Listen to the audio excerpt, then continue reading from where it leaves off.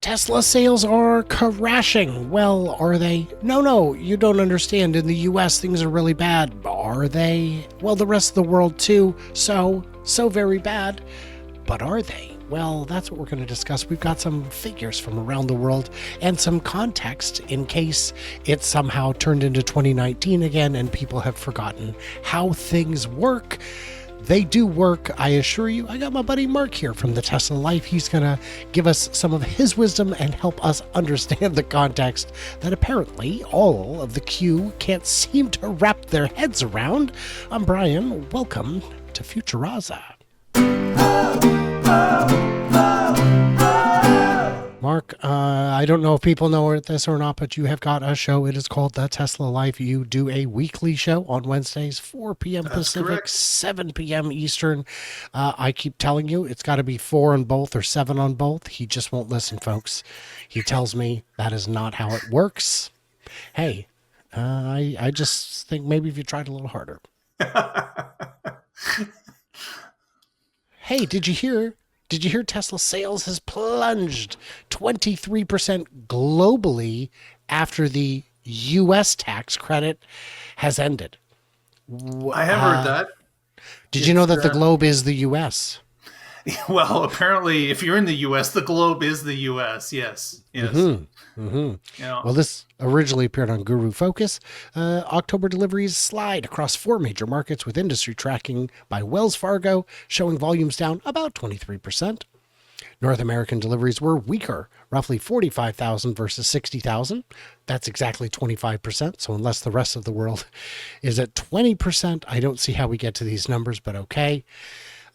And why were sales better than expected leading up to September, the end of September? Something was going on, right? Like the end of third quarter, there was an event happening or ending, which caused a bump in sales, wasn't it? Was it? Because I feel like if you're about to lose a $7,500 credit and you want to get in on it as quick as you can, you're going to place that order, aren't you? Yeah. Yeah. A lot of people got ready to order because they knew it was ending. There was a lot of news in front of that, so people knew that September 30th was the end of the line, and a lot of people stretched when they could to get that extra $7,500 taken off their bill. Well, that means Q4 is definitely going to be catastrophic, except isn't it true that if you placed your order before September 30th and had a binding contract, that you would still qualify for that 7,500 into Q4? That was true, but there were a lot of people that didn't hear that till near the end. So a lot of people got the order in and actually took possession of the vehicle before the 30th. But you're right. There's another group of people that are still waiting for some cars to come in because they've got the binding contract. They're still going to get the discount. But it's something that I think the majority of people got in, and it pushed quarter three sales really much higher than what they typically would be. It was a very strong Q3. I know someone who was able to place a Model Y performance reservation with a binding contract before the end of September. He hasn't taken delivery yet. It's not ready. So that is a sale that is in wait. Just one story, but Wall Street pegs fourth quarter deliveries near 440,000 vehicles, below the 500,000 in the third quarter. That's not that bad. That is not 25%, you guys. That's like 12, 15%. So I'm not sure what you're talking about. Yeah.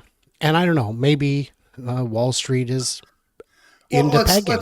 Let's look at the real world, though. If you've got such an artificial bump as the third quarter really was because of a discount ending, you're going to have a bit of a downslide for the next weeks or quarter. It's just going to happen because you got in front of it, a lot of people got their vehicle that they were going to order maybe in the fourth quarter, maybe in the first quarter of next year. They stretched to make it happen to get in under that deadline. So yeah, there's going to be a bit of a drop in fourth quarter sales because most people got what they were after already. When you see that kind of big drawdown in inventory, Tesla sold more vehicles than they made, you have to replenish the supply. But also in Q2, we saw them producing more than they were selling. That was overstocking. These things happen. But again, the US is not the entire world. I have been told, at least by one middle school geography teacher, Tesla October China deliveries breakdown, Model Y drops to lowest level since March.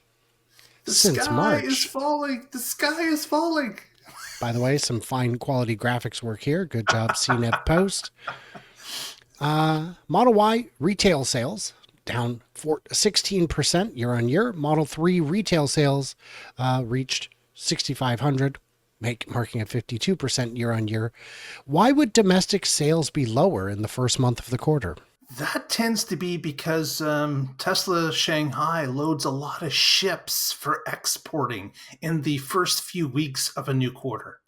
Now, you might as well be speaking a different language here. Let's just find out, what are RoRo ships? I know you and I know. I feel like maybe others don't. That's a good look at one. And if you want a better look, it looks like that. Well, with a name like RoRo, I was expecting to see some paddles at least.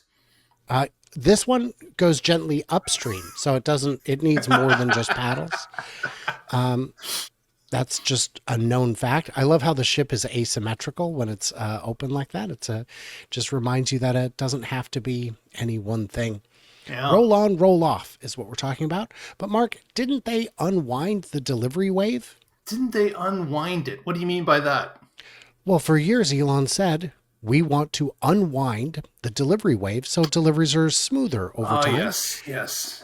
But the problem is that you still need the logistics to send these vehicles. They are going to be on the high seas for a number of weeks. And it's always best to put those vehicles at the beginning of the quarter so they can arrive in same quarter and money can exchange hands for the purchase of those vehicles in same quarter. So there's going to be this up and down thing that happens all the time when you've got a place like Giga Shanghai that does a lot of exporting. Mm-hmm. So we're looking at a chart here that shows exactly that. If you look at past years in red and blue, you'll see that October is always a dip month before the following two soaring months. That is because ships are in transit. When they shut down the Model Y line and began producing the new Model Y, the delivery wave started again because they had months with limited or no deliveries to restart. This is not unexpected. You can see on the chart here, the trend is not that different. Meanwhile, exports reached 19,000 units, the second highest figure this year, behind only August. We found the cars. We found where the cars went. I know it sounds like we're being wise guys because we are, but it's also true. So... And if we look at this, exports, the green here, do you see that? It's so much higher than last year. Is that bad? I mean, I feel like that explains the other thing, but maybe. Yeah, it's like if you put the two charts together, they mesh. So they're like puzzle pieces. They fit perfectly. Yeah. So ridiculous. And remember, we just said that the Model Y sales were down domestically. They are sharply up internationally. Right. Exports sharply up. And there you have it. Let's see. Model 3 monthly sales in China, lackluster. Export, luster. Yeah. It is. This is a non-story story. It's just to print something. It's trying to get a sensational headline out of really no new news here. As you see, previous quarters, previous years, this has always been going on at Giga Shanghai. It's exhausting. I feel like the clowns are not even trying anymore. They're just playing their greatest hits. Mm. Hey, we made a video last week and people had some comments. Oh. So this is, we were talking about Tesla's strong position in the resale market. Again, I got a comment just today saying nobody buys them on the used market because they're junk and they'll fall apart and the batteries are no good.